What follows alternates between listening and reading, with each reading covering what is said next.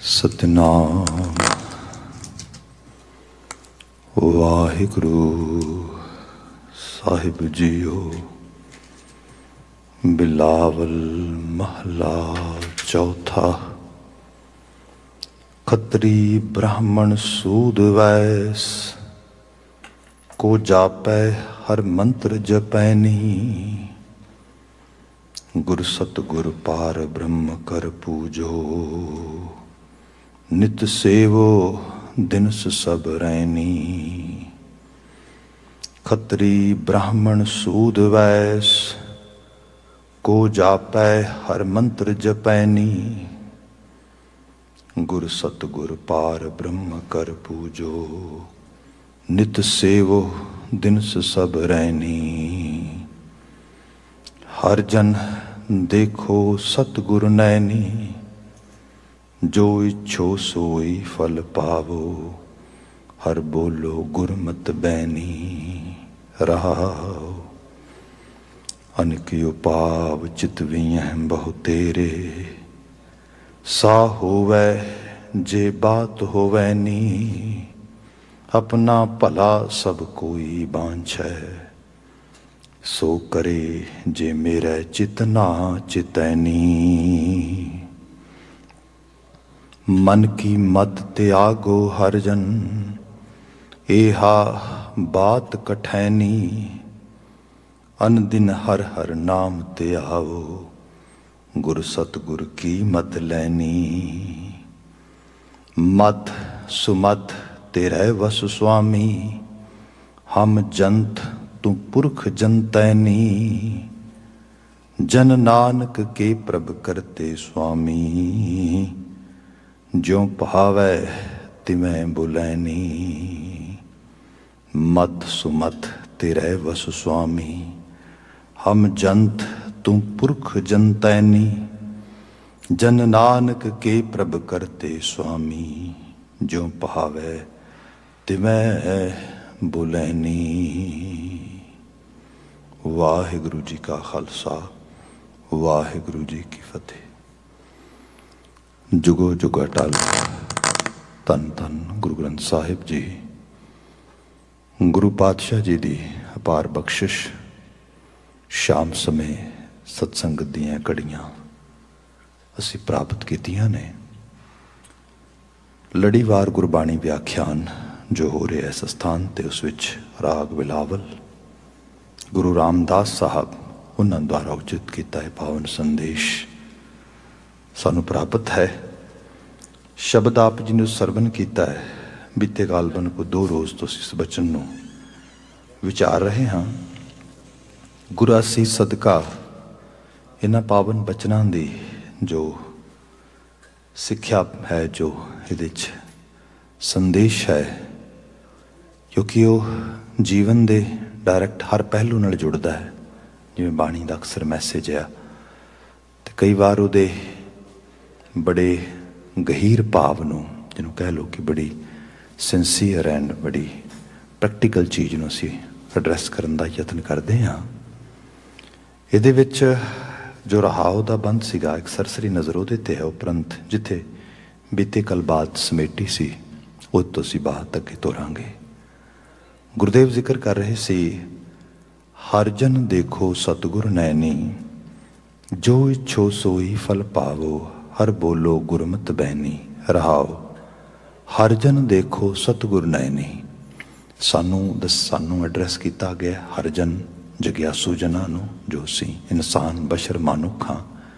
साडे तो तवक्को यह है कि असी रब दे बंदे हाँ, रब दे बंदे बणीए। सुरत करके हरी जन हरी दे रंग च रंगे होए। हे जग्यासू जनों तुहाडे वास्ते हिदायत या संदेश हर जन देखो सतगुरु नैनी। तुसी अपने सतगुरु नूं पहचानो। सतगुरु नूं उसके रुतबे नूं जिहड़ा उहदा सैक्रेट लैवल है आ जिहड़ी उहदी डिवाइन आभाया उसनूं तुसी मंडत होवो। सो इस किस्म की बात गुरु महाराज बयान करते ताकि जिवें गुरु अमरदास साहब के बचन ने सतगुर नूं सब को वेखदा जेता जगत संसार। वेखना कला वो वेखना ना होवे। डिठै मुक्त न होवे जिचर शब्द ना करे विचार। सतगुरु शब्द है, संदेश है, सिੱਖਿਆ है, ख्याल है, बचन है, बोल है। ਉਹਦੇ ਨਾਲ ਇਸ ਕਿਸਮ ਦੀ ਸਾਂਝ ਹੋਏ, ਉਹਨੂੰ ਇਸ ਰੁਤਬੇ ਨੂੰ ਦੇਖੋ। ਤੇ ਇਹਦੀ ਜੋ ਸਤਿਗੁਰੂ ਹੈ ਇਹ ਬਾਣੀ ਹੈ, ਤੇ ਉਹ ਬਾਣੀ ਜੋ ਅਲਾਹੀ ਹੈ, ਅਗੰਮੀ ਹੈ, ਜਿਹਨੂੰ ਮੰਨਣਾ, ਜਿਹਨੂੰ ਜੀਵਨ ਵਿੱਚ ਧਾਰਨ ਕਰਨਾ ਸਾਡੇ ਵਡਭਾਗ ਨੇ। ਇਸ ਤਰੀਕੇ ਨਾਲ ਸਤਿਗੁਰੂ ਨੂੰ ਦੇਖੋ। ਸੋ ਇਹ ਬਚਨ ਆਇਆ ਕਿ ਹਰ ਜਨ ਦੇਖੋ ਸਤਿਗੁਰ ਨੈਣੀ, ਜੋ ਇੱਛੋ ਸੋਈ ਫਲ ਪਾਵੋ। ਜੋ ਮਨ ਦੇ ਵਲਵਲੇ ਖਾਸ਼ਾਂ ਨੇ ਉਹ ਪੂਰੀਆਂ ਹੋ ਜਾਣਗੀਆਂ। ਤੇ ਇਹਦੇ 'ਚ ਮਨ ਦੇ ਵਲਵਲੇ ਇੱਛਾ ਖਾਸ਼ਾਂ ਦੋ ਰੂਪਾਂ ਵਿੱਚ ਇਹਨੂੰ ਸਮਝੀਏ, ਜਿਵੇਂ ਅਸੀਂ ਬੜੀ ਡਿਟੇਲਡ ਬਾਤ ਕੀਤੀ ਸੀ। ਇੱਕ ਤੇ ਮਨ ਦੀਆਂ ਖਾਸ਼ਾਂ ਸੀਮਤ ਹੋ ਜਾਣ, ਬੰਦੇ ਦੇ ਅੰਦਰ ਜਿਹਨੂੰ ਕਹਿ ਲਓ ਕਿ ਕੰਟੈਂਟਮੈਂਟ, ਫੁਲਫਿਲਮੈਂਟ ਹੋ ਜਾਏ। ਇਹ ਸਤਿਗੁਰੂ ਮਦਦ ਕਰਦਾ ਆ। ਜਿਹੜੀ ਮਾਈਂਡ ਵਾਂਡਰਿੰਗ ਹੈ ਘਟ ਜਾਂਦੀ ਹੈ, ਬੰਦ ਹੋ ਜਾਂਦੀ ਹੈ। ਬਹੁਤ ਜ਼ਿਆਦਾ ਚੀਜ਼ਾਂ, ਵਸਤਾਂ, ਪਦਾਰਥਾਂ, ਪੋਜੀਸ਼ਨਸ, ਹਰ ਚੀਜ਼ ਬਾਰੇ ਜਿਹੜੀ ਕ੍ਰੇਵਿੰਗ ਆ ਉਹ ਘਟ ਜਾਂਦੀ ਹੈ, ਜਿਹੜੀ ਸਭ ਤੋਂ ਵੱਧ ਪੀੜਾਦਾਇਕ ਆ। ਉਸ ਤੋਂ ਬਾਅਦ ਜੋ ਵਾਕਿਆ 'ਚ ਜੀਵਨ 'ਚ ਚਾਹੀਦਾ ਹੈ, ਜਿਹਨੂੰ ਸਾਡੇ ਸਮੁੱਚੀ, ਭਾਵੇਂ ਫਿਜ਼ੀਕਲ ਐਬਿਲਿਟੀ ਹੈ, ਭਾਵੇਂ ਸਾਡੀ ਮਾਨਸਿਕ ਅਵਸਥਾ ਹੈ, ਜਿਹਦਾ ਸਿਮਰਨ ਕਰਦੀ, ਜਿਹਨੂੰ ਮੰਗਦੀ, ਜੋ ਮੰਗ ਹੈ ਠਾਕੁਰ ਆਪਣੇ ਤੇ, ਉਹ ਫਿਰ ਮੁਯੱਸਰ ਵੀ ਹੁੰਦਾ, ਮਿਲ ਵੀ ਜਾਂਦਾ। ਉਹ ਫਿਰ ਦੂਰ ਵੀ ਨਾ ਹੁੰਦਾ।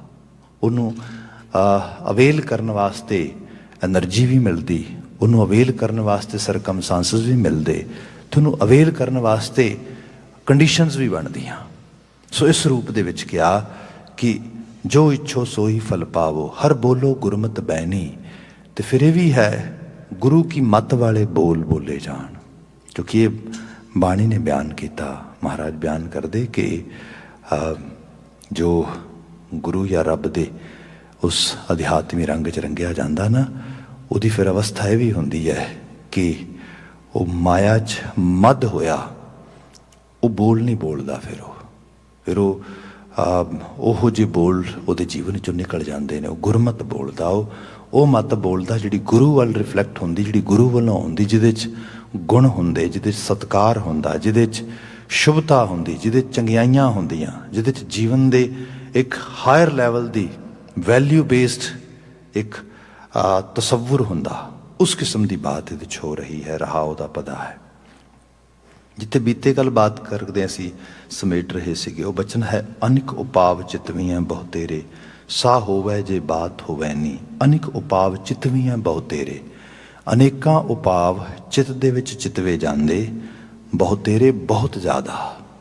ਅਸੀਂ ਸਕੀਮਸ ਬਣਾਉਂਦੇ ਹਾਂ, ਅਸੀਂ ਡਿਫਰੈਂਟ ਆਪਣੇ ਅੰਦਰ ਆਉਂਦੇ, ਆਪਣੇ ਭਵਿੱਖ ਵਾਸਤੇ, ਆਪਣੇ ਵੱਖਰੀ ਜੀਵਨ ਦੀ ਪ੍ਰਾਪਤੀ ਵਾਸਤੇ। We all have some sort of plans, dreams, some sort of you can say strategies. ਇਹ ਸਭ ਚੀਜ਼ਾਂ ਹੁੰਦੀਆਂ। ਕਿਆ ਅਨਿਕ ਉਪਾਵ ਚਿਤਵੀਆਂ ਬਹੁ ਤੇਰੇ, ਸਾ ਹੋਵੇ ਜੇ ਬਾਤ ਹੋਵੇ ਨਹੀਂ। ਪਰ ਰਿਐਲਿਟੀ 'ਚ ਇਹ ਹੈ ਕਿ ਜੋ ਹੋਣਾ ਹੈ ਉਹ ਹੋ ਕੇ ਰਹਿਣਾ ਹੈ। ਸਾ ਹੋਵੇ ਜੋ ਬਾਤ ਹੋਵੇ ਨਹੀਂ, ਜੋ ਹੋ ਕੇ ਰਹੇਗੀ। ਇਹਨੂੰ ਹੋਰ ਸਰਲ ਕਰੀਏ। ਦਾਨੇ ਲੋਕਾਂ ਨੇ ਇਹ ਬਾਤ ਕਹੀ ਹੈ ਕਿ ਕਈ ਵਾਰ ਬੰਦੇ ਦੀ ਇੱਕ ਮਰਜ਼ੀ ਹੁੰਦੀ ਤੇ ਬੰਦਾ ਉਸ ਮਰਜ਼ੀ ਨੂੰ ਭੁਗਤੀ ਵੇਖਣੀ ਚਾਹੁੰਦਾ। ਤੇ ਹੁੰਦਾ ਕਿ ਜੋ ਮੇਰੀ ਮਰਜ਼ੀ ਹੈ ਉਹੀ ਕਿਤੇ ਕੁਦਰਤ ਬਣਾਉਣ ਵਾਲੇ ਕਾਦਰ ਦੀ ਵੀ ਮਰਜ਼ੀ ਹੈ। ਸਮਹਾਓ ਦੋਨੋਂ ਮਰਜ਼ੀਆਂ ਰਲ ਗਈਆਂ, ਲੱਗਾ ਕੰਮ ਹੋ ਗਿਆ। ਮੈਨੂੰ ਮਹਿਸੂਸ ਹੋਇਆ ਮੇਰੀ ਮਰਜ਼ੀ ਪੁੱਗ ਗਈ। ਹਕੀਕਤ ਇਹ ਹੈ, ਇਹ ਇਕੱਲੀ ਮੇਰੀ ਮਰਜ਼ੀ ਨਹੀਂ ਸੀ, ਇਹ ਕੁਦਰਤ ਦੀ ਮਰਜ਼ੀ ਸੀ, ਕਾਦਰ ਦੀ ਮਰਜ਼ੀ ਸੀ। ਹੋ ਗਿਆ। ਕਈ ਵਾਰ ਇਹ ਵੀ ਹੁੰਦਾ ਜੋ ਮੇਰੀ ਮਰਜ਼ੀ ਹੈ ਉਹ ਕਾਦਰ ਦੀ ਮਰਜ਼ੀ ਨਹੀਂ ਹੈ। ਤੇ ਫਿਰ ਮੈਂ ਕਈ ਵਾਰੀ ਵਿਲਕਦਾ, ਤੜਪਦਾ, ਕਿਉਂ ਨਹੀਂ ਹੋਇਆ, ਕਿਉਂ ਭਈ ਤੇਰੀ ਮਰਜ਼ੀ ਨਹੀਂ, ਮਰਜ਼ੀ ਤੇ ਉਹਦੀ ਹੈ। ਬੰਦੇ ਦੇ ਜੀਵਨ 'ਚ ਇਹੀ ਕਮੀ ਹੈ ਕਿ ਉਹਦੀ ਮਰਜ਼ੀ ਨਹੀਂ ਸਮਝ ਆਉਂਦੀ, ਤੇ ਜੋ ਕਮੀ ਹੈ ਉਹੀ ਗਮੀ ਹੈ। ਅਸਲ 'ਚ ਇਹੀ ਗਮ ਹੈ, ਕਿਉਂ ਨਹੀਂ ਸਮਝ ਆਉਂਦੀ, ਕਿਉਂ ਨਹੀਂ ਪਤਾ ਲੱਗਦਾ ਉਹਦੀ ਮਰਜ਼ੀ ਕੀ ਹੈ। ਕਿਉਂ ਹਮੇਸ਼ਾ ਮੈਨੂੰ ਇਹ ਹੋ ਕੇ ਹੀ ਪਤਾ ਲੱਗਦਾ ਵੀ ਉਹ ਇਹ ਮੇਰੀ ਮਰਜ਼ੀ ਤੇ ਸੀ, ਉਹਦੀ ਮਰਜ਼ੀ ਨਹੀਂ ਸੀਗੀ। ਇਸ ਨੂੰ ਗੁਰੂ ਸਾਹਿਬ ਨੇ ਬੜੇ ਡਿਫਰੈਂਟ ਵੇ ਨਾਲ ਬਿਆਨ ਕੀਤਾ ਬਾਣੀ ਦੇ ਵਿੱਚ। ਕਿਤੇ ਅਸੀਂ ਬਚਨ ਪੜ੍ਹਦੇ, ਮਹਾਰਾਜ ਕਹਿੰਦੇ ਜਿਹੜਾ ਅਗਨ ਬਰਾਬਰ ਤਪੈ ਭੀਤਰ ਵਗੈ ਕਾਂਤੀ। ਕਦੀ ਜਿੰਦ ਅੱਗ ਵਾਂਗੂ ਬਲਦੀ ਤੜਪਦੀ, ਅੰਦਰ ਬਹੁਤ ਬੁਰੀ ਹਾਲਤ ਹੁੰਦੀ। ਕਿਉਂ ਹੁੰਦੀ? ਕਿਉਂਕਿ ਜੋ ਸੋਚਦਾ, ਜੋ ਚਿਤਵਦਾ ਉਹ ਹੁੰਦਾ ਨਹੀਂਗਾ। ਕਿਉਂ ਨਹੀਂ ਹੁੰਦਾ? ਕਿਉਂ ਨਹੀਂ ਮਰਜ਼ੀਆਂ ਪੁੱਗਦੀਆਂ?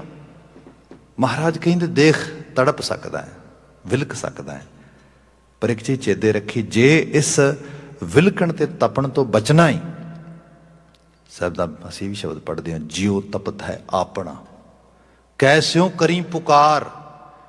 ਜਿੰਦ ਤਪਦੀ ਹੈ ਤੇ ਵੀ ਸਮਝ ਨਹੀਂ ਆਉਂਦੀ ਕਿਤੇ ਅੱਗੇ ਜਾ ਕੇ ਪੁਕਾਰ ਕਰਾਂ, ਕਿਹਨੂੰ ਜਾ ਕੇ ਕਹਾਂ ਮੇਰਾ ਦੁੱਖ ਤੇ ਸੁਣ। ਮੇਰੇ ਅੰਦਰ ਤੜਪਦੇ ਨੂੰ ਠੰਡ ਪਏ, ਕੋਈ ਮੇਰੀ ਬਾਤ ਤੇ ਕੋਈ ਅੰਡਰਸਟੈਂਡ ਕਰੇ, ਕੁਛ ਚੀਜ਼ ਦੇ ਲੈਵਲ ਤੇ ਆ ਕੇ ਸਮਝ ਤੇ ਸਕੇ। ਕਿਆ ਜਿਉ ਤਪਤ ਹੈ ਆਪਣਾ ਕੈਸਿਓ ਕਰੀ ਪੁਕਾਰ। ਫਿਰ ਆਇਆ ਦੁੱਖ ਵਿਸਾਰਨ ਸੇਵਿਆ। ਇਸ ਦੁੱਖ ਨੂੰ ਦੂਰ ਕਰਨ ਵਾਸਤੇ ਉਹਦੀ ਸੇਵਾ ਵਿੱਚ ਲੱਗ ਜੋ ਸਦਾ ਸਦਾ ਦਾਤਾਰ, ਜੋ ਸਦੀਵ ਕਾਲੀ ਦਾਤਾ ਹੈ, ਦਹਿੰਦੇ, ਜਿਹੜਾ ਨਵਾਜਣ ਵਾਲਾ ਹੀ ਉਹਦੇ ਨੇੜੇ ਆ। ਫਿਰ ਉਸੇ ਅਹਿਸਾਸ ਵਿੱਚ ਬਿਆਨ ਕੀਤਾ ਜੋ ਪਹਿਲਾ ਪਦਨ ਅਸੀਂ ਕਹਿ ਰਹੇ ਸੀਗੇ ਕਿ ਜਿਹੜਾ ਅਗਨ ਬਰਾਬਰ ਤਪੈ ਪੀਤਰ ਵਗੈ ਕਾਂਤੀ। ਪ੍ਰਣਵਤ ਨਾਨਕ ਹੁਕਮ ਪਛਾਣੋ। ਹੁਕਮ ਨੂੰ ਪਹਿਚਾਨ। ਹੁਕਮ ਫਿਰ ਇਹਦੀਆਂ ਮਲਟੀਪਲ ਲੇਅਰਸ ਨੇ, ਕਿਉਂਕਿ ਹੁਕਮ ਨੂੰ ਅਸੀਂ ਹਮੇਸ਼ਾ ਕਹਿੰਦੇ ਹਾਂ ਕਿ will of Lord, will of Waheguru ji, that is ਹੁਕਮ। Order of Akal Purakh Waheguru, that is ਹੁਕਮ। ਪਰ ਬੰਦਾ ਕਹਿੰਦਾ ਕਿ ਹੁਕਮ ਕੀ ਹੈ? ਇਹਨੂੰ ਫਿਰ ਰੈਸ਼ਨਲਿਸਟ ਵੇਜ਼ ਦੇ ਨਾਲ ਅੰਡਰਸਟੈਂਡ ਕਰਨ ਵਾਸਤੇ ਕਿਹਾ ਜਾਂਦਾ ਲਾ ਆਫ ਕਾਜ਼ਮੋ, ਜਿਹੜਾ ਕਾਸਮਿਕ ਲਾ ਹੈ। ਪਰ ਇਹਦੇ ਵਿੱਚ ਵੀ ਫਿਰ ਐਕਸੈਪਸ਼ਨਲ ਚੀਜ਼ਾਂ ਬਹੁਤ ਨੇ। ਅੱਗ ਦਾ ਕੰਮ ਸਾੜਨਾ ਹੈ, ਜੰਗਲਾਂ ਨੂੰ ਅੱਗਾਂ ਲੱਗ ਜਾਂਦੀਆਂ, ਜੰਗਲ ਦੇ ਜੰਗਲ ਸੜ ਜਾਂਦੇ, ਪਰ ਫਿਰ ਕੋਈ ਹਰਿਓ ਬੂਟ ਰਿਹੋ ਰਹੀ। ਸਾਰੇ ਜੰਗਲ ਸੜਨ ਦੇ ਬਾਵਜੂਦ ਵੀ ਕੁਝ ਬੂਟੇ ਵਿੱਚ ਹਰੇ ਰਹਿ ਗਏ। ਇਹ ਕਿਵੇਂ ਬਚ ਗਏ? ਅੱਗ ਦਾ ਕੰਮ ਤੇ ਸਾੜਨਾ ਹੈ, ਐਕਸੈਪਸ਼ਨਲ ਹੋ ਗਿਆ।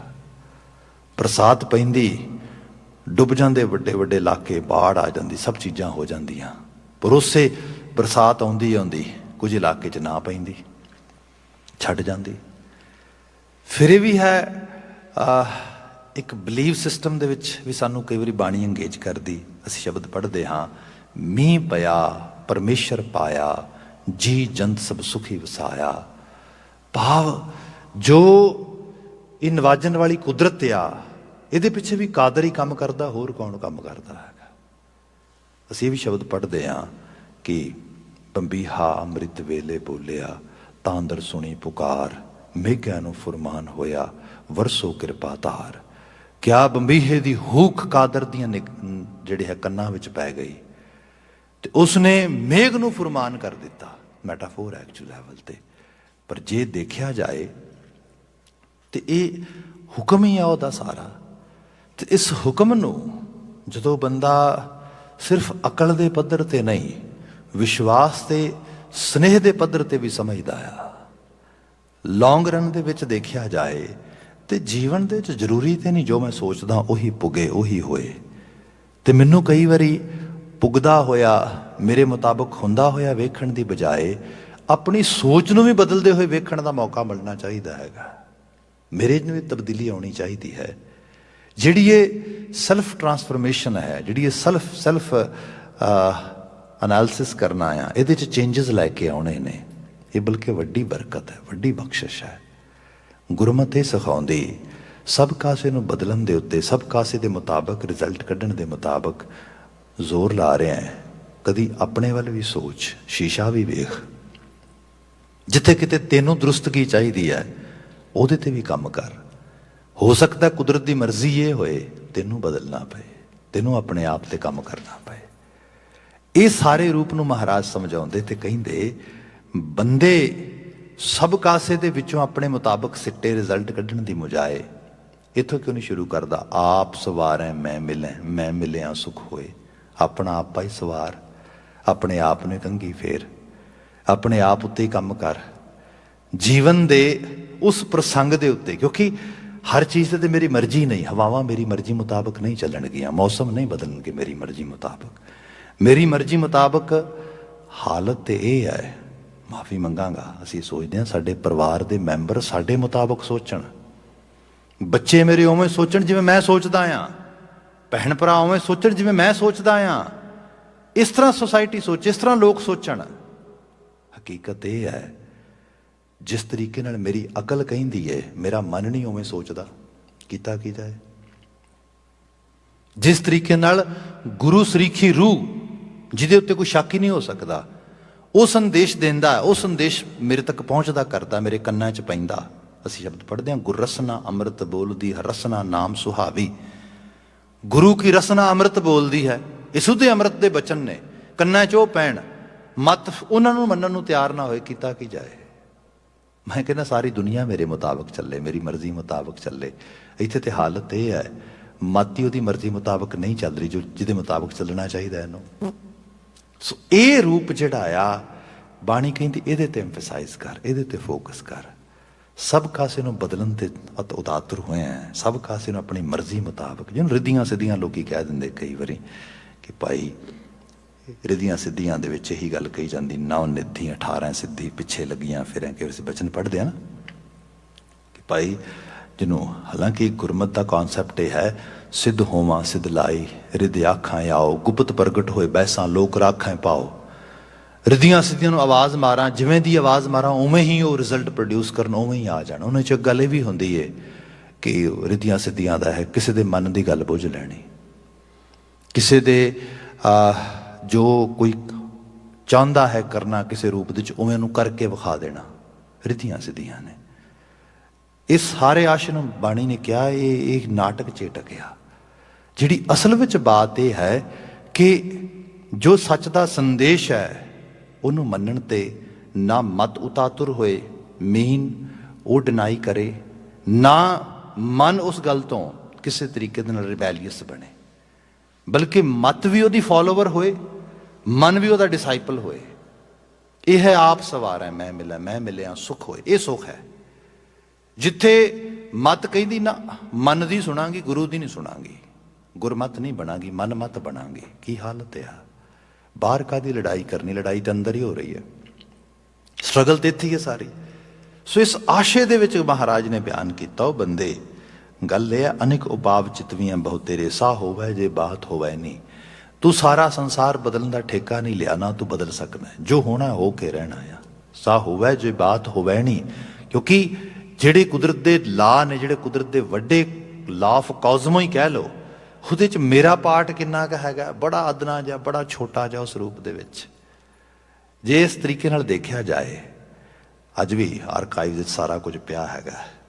ਜਿਸ ਦਿਨ ਪ੍ਰੈਜ਼ੀਡੈਂਟ ਬੁਸ਼ ਫੌਜਾਂ ਭੇਜ ਰਿਹਾ ਸੀ ਅਫਗਾਨਿਸਤਾਨ ਨੂੰ ਕੌਂਕਰਡ ਕਰਨ ਵਾਸਤੇ, ਤੇ ਉਹ ਸਪੀਚਿਸ ਪੜ੍ਹ ਕੇ ਦੇਖੋ ਤੁਸੀਂ, ਆ ਸੁਣ ਕੇ ਦੇਖੋ, ਪਲਾਨਿੰਗ ਤੇ ਕੁਝ ਹੋਰ ਸੀਗੀ। ਬਾਣੀ ਐਵੇਂ ਥੋੜ੍ਹਾ ਕਹਿੰਦੀ ਹੈ, ਮਤਾ ਕਰੈ ਪੂਰਬ ਕੈ ਤਾਈ ਪੱਛਮ ਹੀ ਲੈ ਜਾਤ। ਮਤਾ ਇੱਧਰ ਦਾ ਸੀਗਾ ਤੇ ਉਹ ਦੂਜੇ ਪਾਸੇ ਨੂੰ ਤੁਰਨਾ ਪੈ ਗਿਆ। ਇਹ ਚੀਜ਼ਾਂ ਜਿਹੜੀਆਂ ਨੇ, ਮਤਲਬ ਬੰਦਾ ਚਿਤਵਦਾ ਕੁਝ ਹੋਰ, ਵਾਪਰਦਾ ਕੁਝ ਹੋਰ। ਕੁਦਰਤ ਦੇ ਇਸ ਵੱਡੇ ਰੰਗ ਨੂੰ ਵੇਖ, ਇਸ ਰੰਗ ਦੇ ਵਿੱਚ ਇਹ ਹੈ ਕਿ ਤੇਰੇ ਕੋਲ ਇੰਨੀ ਫੋਰਸ, ਤਾਕਤ, ਸਮਰੱਥਾ ਹਾਂ ਹੋਏਗੀ, ਜ਼ਰੂਰੀ ਨਹੀਂ ਵੀ ਬੜੀ ਤਾਕਤ ਹੈ, ਬੜੀ ਫੋਰਸ ਹੈ, ਪਰ ਜਿਹੜੇ ਰਿਜ਼ਲਟ ਸਿੱਟੇ ਨੇ ਉਹ ਮਦਰ ਨੇਚਰ ਦੇ ਵੱਡੇ ਲਾਅ ਚੋਂ ਨਿਕਲਦੇ ਨੇ। ਇੱਥੇ ਸਾਹਿਬ ਨੇ ਬਿਆਨ ਕੀਤਾ, ਸਾ ਹੋਵੇ ਜੇ ਬਾਤ ਹੋਵੇ ਨਹੀਂ, ਆਪਣਾ ਭਲਾ ਸਭ ਕੋਈ ਬਾਂਛ ਹੈ। ਕੌਣ ਕਹਿੰਦਾ ਮੇਰਾ ਬੁਰਾ ਹੋਏ? ਕਹਿੰਦੇ ਹਰ ਇੱਕ ਨਰਕ ਤੱਕ ਪਹੁੰਚਣ ਵਾਲੇ ਬੰਦੇ ਜੋ ਮਨੁੱਖ ਨੇ, ਉਹਨਾਂ ਦੇ ਰਾਹਾਂ ਨੂੰ ਦੇਖੋ ਤੇ ਉਹ ਰਾਹ ਸਾਰੇ ਦੇ ਸਾਰੇ ਉਹਨਾਂ ਨੇ ਸਵਰਗ ਵਾਲੇ ਸੋਚ ਕੇ ਚੁਣੇ ਹੋਣਗੇ। Every path which end to hell always start with the intention of heaven. ਉਹ ਹੈਵਨ ਦੀ ਇੰਟੈਂਸ਼ਨ ਨਾਲ ਹੀ ਸ਼ੁਰੂ ਹੁੰਦੇ ਨੇ, ਪਰ ਐਂਡ ਹੈਲ ਚ ਨਰਕ ਚ ਆ ਕੇ ਹੁੰਦੇ। ਸੋ ਇੱਥੇ ਹੈ ਭਲਾ, ਤੇ ਹਰ ਕੋਈ ਬੰਦਾ ਸੋਚਦਾ ਵੀ ਮੇਰਾ ਭਲਾ, ਤੇ ਫਿਰ ਇਹ ਹੈ ਉੱਥੇ ਮੱਤ ਕਿਹੜੀ ਹੈ? ਮੇਰੀ ਕੋਝੀ ਮੱਤ ਹੈ, ਛੋਟੀ ਮੱਤ ਹੈ। ਇਸੇ ਕਰਕੇ ਬਾਬਾ ਜੀ ਕਹਿੰਦੇ ਮੱਥਾ ਟੇਕਿਆ ਕਰ, ਆ ਕੇ ਮੱਥਾ ਰੱਖਿਆ ਕਰ, ਤੇ ਲਿਟਰਲੀ ਤੌਰ ਤੇ ਅਰਦਾਸ ਵੀ ਕਰਿਆ ਕਰ ਕਿ ਤੂੰ ਸਮਰੱਥ ਵੱਡਾ, ਮੇਰੀ ਮੱਤ ਥੋੜੀ ਰਾਮ। ਤੂੰ ਸਮਰੱਥ ਹੈ, ਮੈਂ ਸਦਨੀ ਜੀ ਮੱਤ ਦੇ ਨਾਲ ਕੀ ਕਰਾਂਗਾ ਤੇ ਕਿੰਨੀ। ਜੇ ਲਿਟਰਲੀ ਤੌਰ 'ਤੇ ਦੇਖਿਆ ਜਾਏ, ਕਈ ਲੋਕ ਕਹਿੰਦੇ ਵੀ ਉਹ ਸਾਡੀ ਤੇ ਬੁੱਧੀ ਸਾਰੇ ਦੀ ਸਾਰੀ ਜਿਹੜੀ ਹੈਗੀ ਨਾ ਬੌਧਿਕ ਖਸ਼ਮਤਾ, ਉਹ ਮਟਰ ਦੇ ਦਾਣੇ ਜਿੰਨੀ ਹੈ। ਜਿਹੜਾ ਲਿੰਬਿਕ ਪਾਰਟ ਹੈ ਸਾਡੇ ਬ੍ਰੇਨ ਦੇ ਵਿੱਚ, ਉਹ ਬਹੁਤ ਛੋਟਾ ਜਿਹਾ ਹੀ ਹੈ। ਜਿਹੜਾ 80% ਸਾਡਾ ਬਿਹੇਵੀਅਰ ਉਹ ਡਿਫਾਈਨ ਕਰਦਾ, ਬਿਹੇਵੀਅਰ ਗਾਈਡ ਕਰਦਾ ਆ। ਸੋ ਇਸ ਰੂਪ ਵਿੱਚ ਮੰਨਿਆ ਜਾਏ ਕਿ ਬੰਦੇ ਦੀ ਜਿਹੜੀ ਸਮੱਸਿਆ ਉਹਦੇ ਕੋਲ ਤੇ ਹੈ ਹੀ ਨਹੀਂ। ਹਾਂ, ਉਹਦੇ ਕੋਲ ਇੱਕ ਟ੍ਰੇਟ ਆ ਜਾਏ, ਉਹ ਟ੍ਰੇਟ ਇਹ ਹੈ ਕਿ ਕਿਤੇ ਹਾਇਰ ਅਥਾਰਟੀ ਦੇ ਰੁਤਬੇ ਨੂੰ ਮੰਨੇ, ਜਿਵੇਂ ਗੁਰੂ ਹੈ, ਉਸ ਸੇਕ੍ਰੇਟ ਰੁਤਬੇ ਨੂੰ, ਇੱਥੇ ਅਗਰ ਗੁਰੂ ਸਾਹਿਬ ਉਹਨੂੰ ਪਹਿਚਾਨ, ਤੇ ਫਿਰ ਆਪਣੀ ਸਾਰੀ એનર્ਜੀ ਉਹਦੇ ਥਾਟ ਨੂੰ ਫੋਲੋ ਕਰਨ ਤੇ ਲਾ ਦੇ। ਇਹ ਬਾਤ ਮਹਾਰਾਜ ਨੇ ਬਿਆਨ ਕੀਤੀ, ਆਪਣਾ ਭਲਾ ਸਭ ਕੋਈ ਬਾਂਛੈ, ਸੋ ਕਰੇ ਜੇ ਮੇਰੇ ਚਿਤਨਾ ਚਿਤੈ ਨਹੀਂ। ਮੈਂ ਤੇ ਭਲਾ ਭਲਾ ਸੋਚਦਾ ਸੀਗਾ ਜਾਂ ਕੁਝ ਹੋਰ ਸੋਚਦਾ ਸੀ, ਹੋ ਗਿਆ ਜੋ ਮੇਰੇ ਚਿੱਤ ਚੇਤੇ 'ਚ ਵੀ ਨਹੀਂ ਸੀਗਾ, ਮੇਰੇ ਖਿਆਲ ਵਿੱਚ ਵੀ ਨਹੀਂ ਸੀਗਾ। ਇਸ ਨੂੰ ਅਸੀਂ ਭਗਤ ਫਰੀਦ ਜੀ ਦੇ ਸ਼ਬਦਾਂ 'ਚ ਕਈ ਵਾਰੀ ਪੜ੍ਹਦੇ ਹਾਂ, ਫਰੀਦਾ ਦਰਿਆਵੇ ਕੰਨੇ ਬਗੁਲਾ ਬੈਠਾ ਕੇਲ ਕਰੇ। ਬਗਲਾ ਦਰਿਆ ਦੇ ਪਾਣੀ ਦੇ ਕੰਢੇ ਤੇ ਬੈਠਾ ਕਲੋਲਾਂ ਕਰ ਰਿਹਾ, ਖੇਡਾਂ ਖੇਡ ਰਿਹਾ। ਖੇਡਾਂ ਵੀ ਕੈਸੀਆਂ ਖੇਡ ਰਿਹਾ ਹੈ ਕਿ ਆਪਨੇ ਕਦੀ ਬਗਲੇ ਦੇਖੇ ਹੋਣਗੇ ਪੰਜਾਬ ਦੇ ਨੇਟਿਵ এনवायरमेंट ਦੇ ਵਿੱਚ।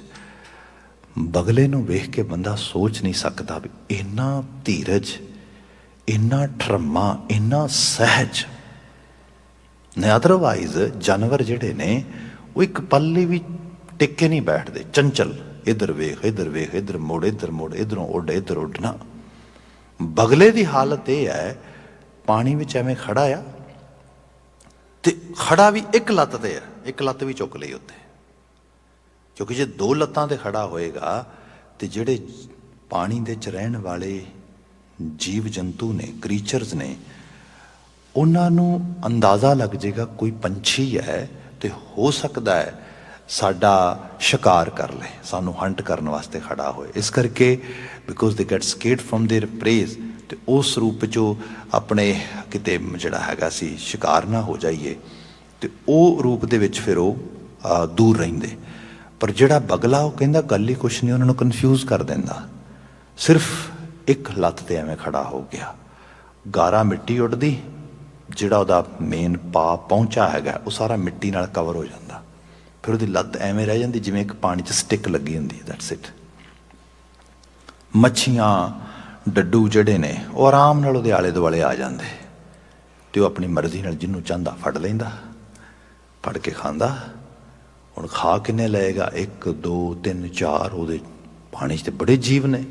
ਖਾ ਕੇ ਪੇਟ ਭਰ ਗਿਆ। ਹੁਣ ਕੀ ਹੋਇਆ? ਹੁਣ ਉਹਦਾ ਪੇਟ 'ਚ ਤੇ ਜਗ੍ਹਾ ਨਹੀਂ ਹੈ, ਪਰ ਆਲੇ ਦੁਆਲੇ ਡੱਡੂ ਮੱਛੀਆਂ ਬਤੇਰੇ ਤੁਰੇ ਫਿਰਦੇ ਨੇ। ਹੁਣ ਉਹ ਡੱਡੂ ਜਾਂ ਮੱਛੀ ਫੜਦਾ ਆਪਣੀ ਚੁੰਝ ਦੇ ਨਾਲ, ਤੇ ਉਸ ਨੂੰ ਇਸ ਤਰੀਕੇ ਨਾਲ ਅਸਮਾਨ 'ਚ ਉਛਾਲਦਾ, ਉਛਾਲ ਕੇ ਫਿਰ ਦੁਬਾਰਾ ਚੁੰਝ ਦੇ ਨਾਲ ਉਹਨੂੰ ਜੁੱਪਦਾ, ਕੈਚ ਕਰਦਾ, ਇੱਕ ਕਲੋਲਾਂ ਕਰਦਾ। ਇਸ ਕਿਸਮ ਦੇ ਨਾਲ ਉਹ ਮੌਜ ਮਸਤੀਆਂ ਮਾਣ ਰਿਹਾ, ਉਹ ਜ਼ਿੰਦਗੀ ਨਾਲ ਖੇਡ ਰਿਹਾ, ਡੱਡੀਆਂ ਦੀ, ਮੱਛੀਆਂ ਦੀ। ਤੇ ਉਹਨੂੰ ਲੱਗਦਾ ਲੈ ਤੇ ਮੈਂ ਤੇ ਰਾਜਾ ਆ, ਮੈਂ ਤੇ ਬਾਦਸ਼ਾਹ ਆਦਮੀ ਆ, ਮੈਨੂੰ ਕਿਸ ਗੱਲ ਦੀ ਪਰਵਾਹ ਆ, ਮੇਰੇ ਤੇ ਰਹਿਮ ਦੇ ਉੱਤੇ ਮੱਛੀਆਂ ਡੱਡੂ ਪਏ ਨੇ, ਮੈਂ ਖਾਵਾਂ ਨਾ ਖਾਵਾਂ, ਛੱਡਾਂ ਨਾ ਛੱਡਾਂ। ਇਸ ਕਿਸਮ ਦੀਆਂ ਮਰਜ਼ੀਆਂ ਪੁਗਾਉਂਦਾ। ਆਪ ਦੇਖੋਗੇ ਧਰਤੀ ਤੇ ਐਵੇਂ ਦੇ ਬੰਦੇ ਤੁਹਾਨੂੰ ਮਿਲ ਜਾਣਗੇ, ਜਿਹੜੇ ਇਸ ਰੂਪ ਵਿੱਚ ਸੋਚਦੇ, ਇਸ ਰੂਪ ਵਿੱਚ ਕਰਦੇ।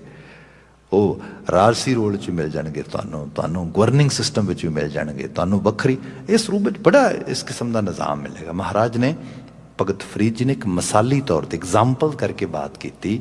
ਦਰਿਆਵੇ ਕੰਨੇ ਬਗੁਲਾ ਬੈਠਾ ਕੇਲ ਕਰੇ, ਕੇਲ ਕਰੇਂਦੇ ਹੰਝ ਨੂੰ ਅਚਿੰਤੇ ਬਾਜ ਪਏ।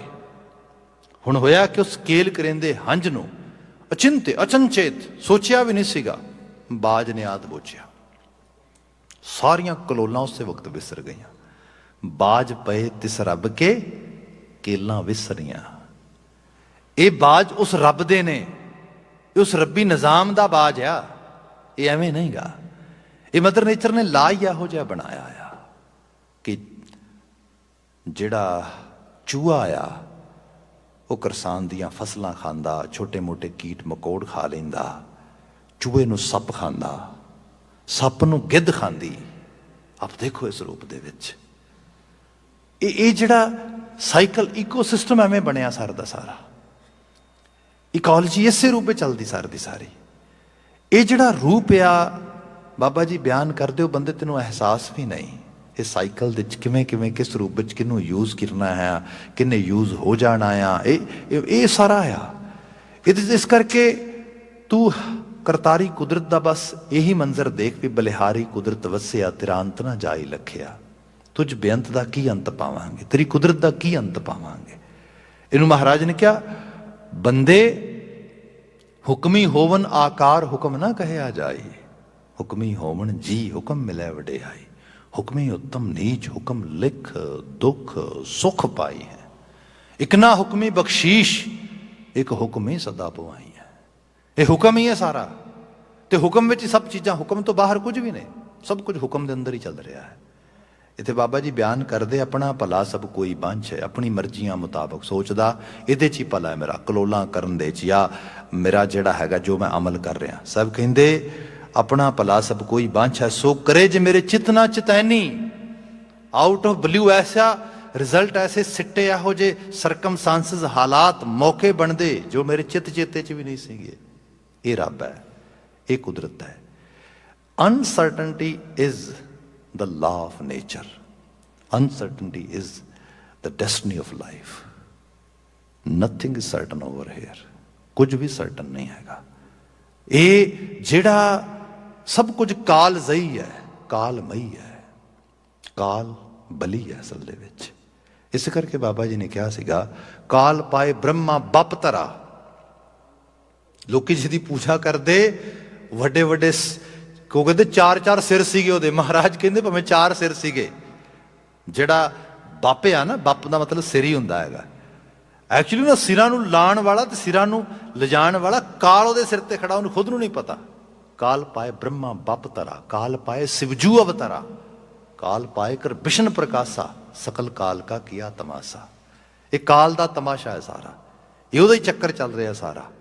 ਇਸ ਅਹਿਸਾਸ ਨੂੰ ਬੰਦੇ ਨੂੰ ਕਿਹਾ ਗਿਆ ਕਿ ਤੂੰ ਇਸ ਸਾਰੇ ਨਿਜ਼ਾਮ ਦੇ ਵਿੱਚ ਅਕਾਲ ਪ੍ਰਸਤਗੀ 'ਚ ਆ ਜਾ। ਅਕਾਲ ਪ੍ਰਸਤਗੀ ਦਾ ਮਤਲਬ ਇਹ ਹੈ ਕਿ ਕਾਲ ਨੂੰ ਤੇ ਤੂੰ ਬਦਲ ਨਹੀਂ ਸਕਦਾ। ਅਕਾਲ ਪ੍ਰਸਤਗੀ ਦੇ ਨਾਲ ਇਹ ਐਟਲੀਸਟ ਹੋ ਸਕਦਾ ਹੈ ਕਾਲ ਦੇ ਪ੍ਰਭਾਵ ਨਾਲ ਸਭ ਕੁਝ ਬਦਲੇ, ਸਭ ਕੁਝ ਹੋਏ, ਪਰ ਤੇਰੀ ਸੁਰਤ ਜਿਹੜੀ ਹੈ ਉਹ ਇਸ ਸਾਰੇ ਬਦਲਦੇ ਸਾਰੇ ਰੂਪਾਂ ਦੇ ਅੰਦਰ ਡਿਸਟਰਬ ਤੇ ਡਿਸਟਰੈਕਟ ਨਾ ਹੋ ਜਾਏ ਆਪਣੇ ਪਾਥ ਤੋਂ।